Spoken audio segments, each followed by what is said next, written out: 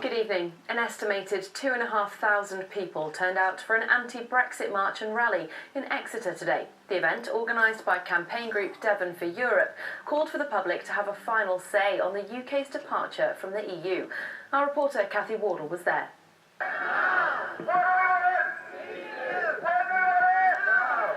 To the rallying cries of EU, we love you, young and old, two-legged and four-legged marched and marched. Devon for Europe campaigners want the public to have a say on the negotiated deal for leaving the EU, with the option to remain included. We think it's going to be a bad deal, and we don't want our children to have a bad deal, so we're here and we're asking for a final say.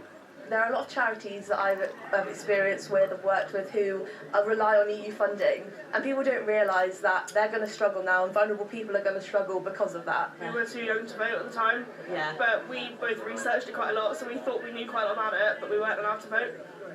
So we thought we might as well get our voices heard while we can. Amongst the crowd, Birgit from Germany, who's lived in Cornwall for 8 years. It left me over a year in a very uncertain situation. If I can stay, what are the conditions I can stay?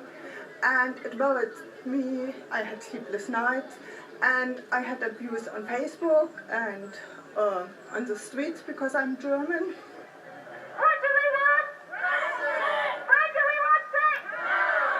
A smaller but just as vocal pro-Brexit group also turned out to counter the rally. I feel very passionately we have to express our views for the Brexiteers in this country, that no, the decision has been made and you have to honour it.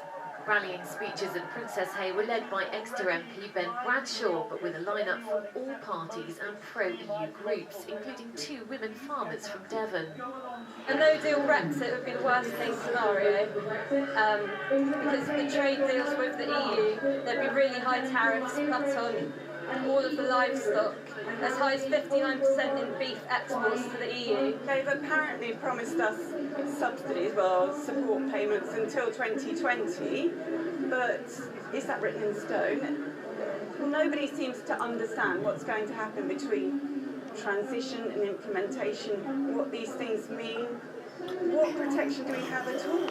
With just over 1 year to go till Brexit, these campaigners say it's not a done deal and their fight is not over.